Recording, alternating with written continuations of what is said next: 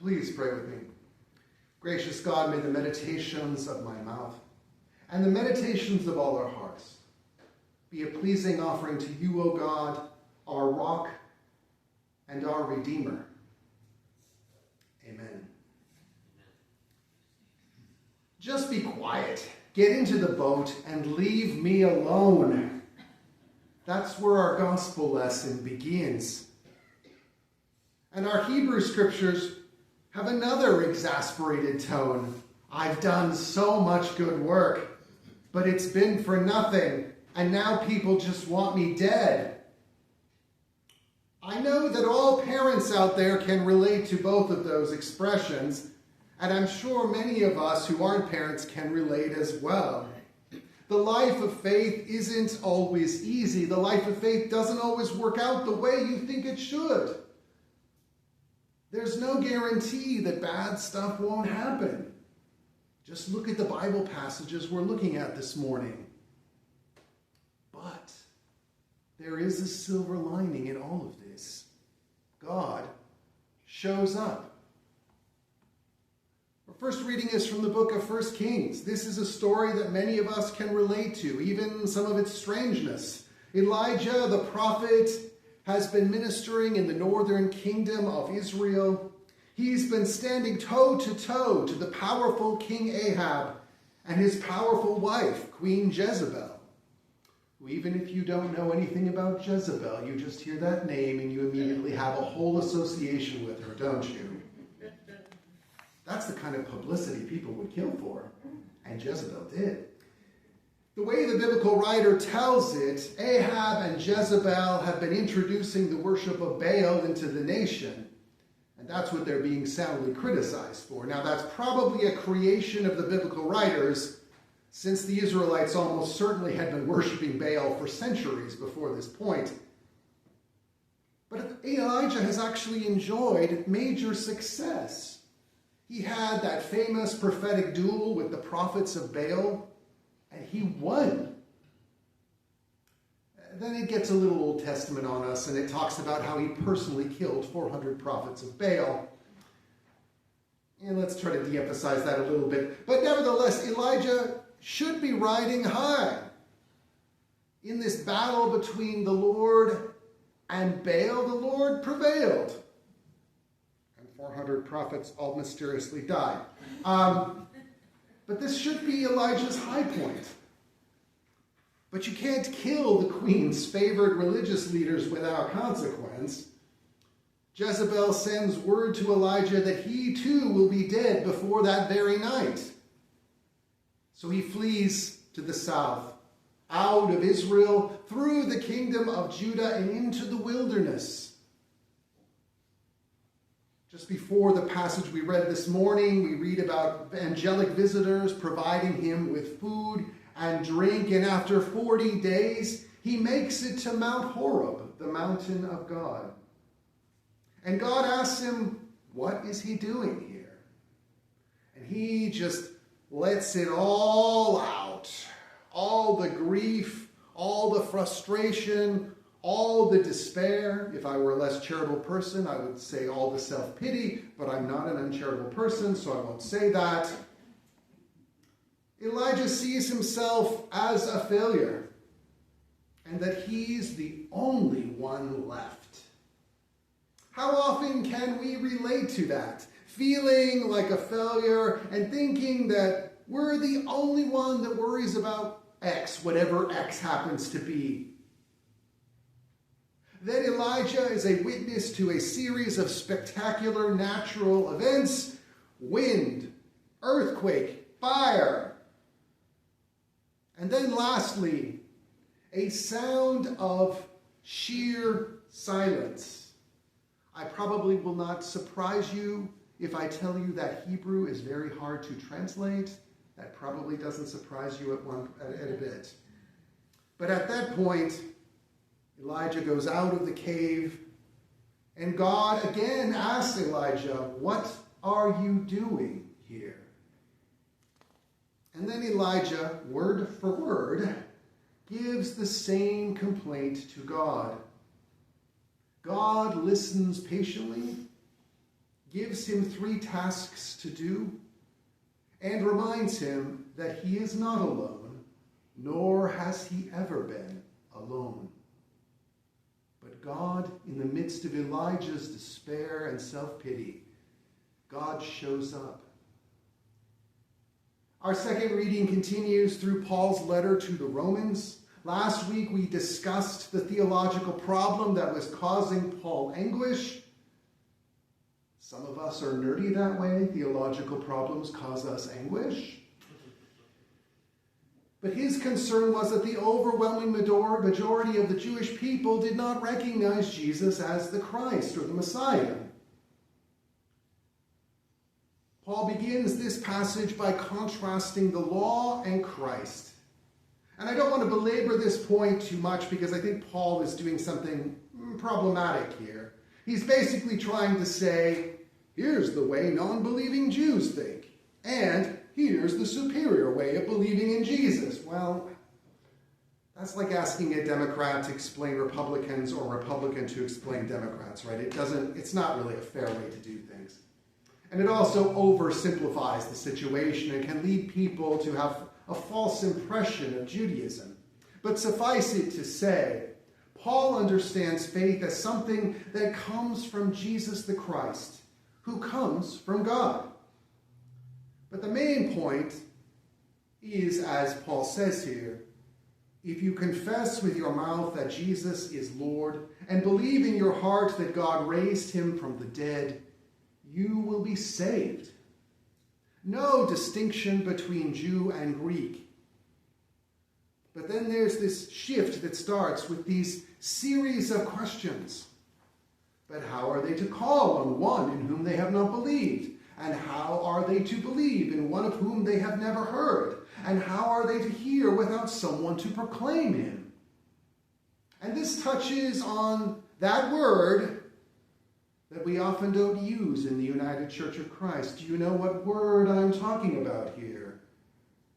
Sometimes we call it the E word. Evangelism. The sharing of the good news, something we are often not very comfortable with. I think in our minds we tend to associate it with those people on street corners yelling at people. There are other ways to evangelize. People cannot call on Jesus Christ if they don't believe in him. But they can't believe unless they've heard of him. And they can't hear unless someone has proclaimed to them. And they can't proclaim unless they are first sent. God sends people to proclaim so others might believe. And those others might call on God and be saved. The divine project was never just about you and me. It's about everybody. It's about everything. And God shows up. And as we are stealing year A of the Revised Common Lectionary, our gospel reading is still from Matthew. This particular story follows right after the feeding of the 5,000, which I really don't like it that we call it that, because even the text tells us it wasn't 5,000. For some reason, the text only bothered to count the men. No, there's no sexism in the Bible. Don't look here. Don't look here. The feeding of the 5,000. Now, it's still set in the wilderness, away from the power of Caesar and his client, Herod Antipas. Here, geography plays a role. We have a wilderness, we have mountains, we have sea. Wilderness, of course, is a place outside of the control of empires. It makes us think back to the time when the Israelites were wandering in the wilderness and God fed them with bread from heaven. The mountain, of course, makes us think of Horeb, the mountain of God, where people can interact with God. Jesus goes up to pray. And then we have the sea, this source of danger, of chaos. There's a threat in the sea, going back all the way to Genesis 1, where the sea must be constrained so that the world can come into being. By the way, the Sea of Galilee is like 7 miles by 13 miles, just so you know. So it's not actually a very big lake. But I guess it doesn't take much to be scared when you don't have modern technology. Jesus orders the disciples into the boat. He dismisses the crowds, and he goes up to the mountain to pray. I've always wondered what the disciples were thinking here. Aren't you coming with us? I mean, how are you going to get where we are? I mean, it's kind of like, you're on an island by yourself with a bunch of friends on a boat, and one of them says, "Hey, I'll stay here. Come pick me up. Some other boat later will come." And you're like, "What are you talking about? There's nobody else here." But they do as they're told. Smart. And notice here that Jesus prays before the need arises. How often do we do it the other way around? Where a need arises, and then we realize, maybe I should pray. But then in the last part of the night, right before the dawn, the waves are really battering the boat. And the disciples, they're far away from the shore. Notice the disciples don't express any fear until they see a figure walking across the water. Now, these are hardened fishermen. I guess rough water doesn't really freak you out. But seeing a figure walking across the water is something else entirely. But Jesus lets them know that it's him, and he tells them to not be afraid. Gosh, he's so bossy sometimes, isn't he? But unlike the other Gospels, this Gospel, Matthew, seems to have a slightly more positive view of the disciples. A couple of weeks ago, Jesus asked the disciples if they understood, and they said, yes. And Jesus did not laugh at them. And in this text, we have Peter, who's kind of representing all the disciples here, walking out on the water. Although Mark and John also include the story of Jesus walking on water, only in the Gospel of Matthew does Peter get out of the boat and walk too. So Peter starts walking on the water. But when he notices the strong wind, he gets scared and he starts to sink. Jesus asks that pointed question, "You of little faith, why did you doubt?" Now, it's easy to hear that as a bit of a reproach, a rebuke, right? Although Jesus usually uses much sharper language when he's rebuking the disciples. So the theologian Jaewon Lee suggests that maybe this isn't actually a rhetorical question here. Little faith is not actually a bad thing in the Gospels. Elsewhere, we're told that a little faith, the size of a mustard seed, can move mountains. And apparently it's enough to walk on at least water a little bit. So little faith was enough to bravely ask Jesus to call Peter out into the water, and little faith was enough to manage a few steps on the top of the stormy flood. That's actually not something to sneeze at.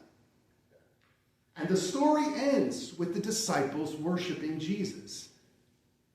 It might be little faith, but they've got faith now because God shows up. Wildfires might burn our houses to the ground.